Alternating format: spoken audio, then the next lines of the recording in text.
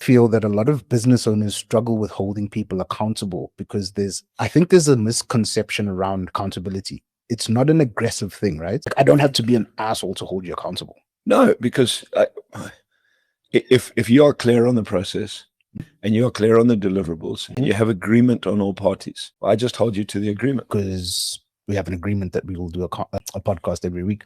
No, because I have an agreement with you. Yes. That one of your deliverables is a podcast every week. So you are accountable in our business for the podcast. Yes. The fact that I sit and do the podcast.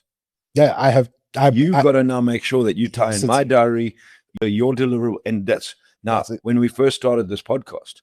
Did you deliver one every week? Now it is very rare that we do not get a podcast in a week.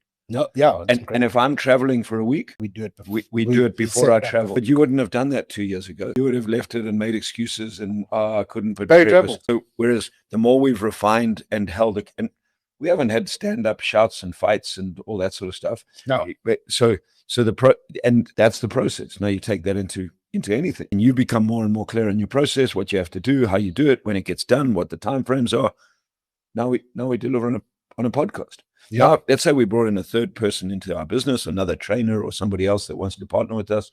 Could you duplicate the process? Now, you may have to bring an assistant then to go, okay, how do we handle editing, booking, all that sort of stuff? Yeah.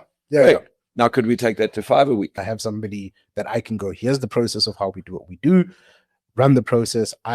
Instead of you doing the things like making sure our studio is set up, all that sort of stuff, research, now you have somebody else that does the research, does this, and you give them, but you have created the process, so you can teach them the process. Now you say to them, here's the process. Yes. Now follow the process. Yes. When they get to the week and go, oh, I didn't do any research. Why not?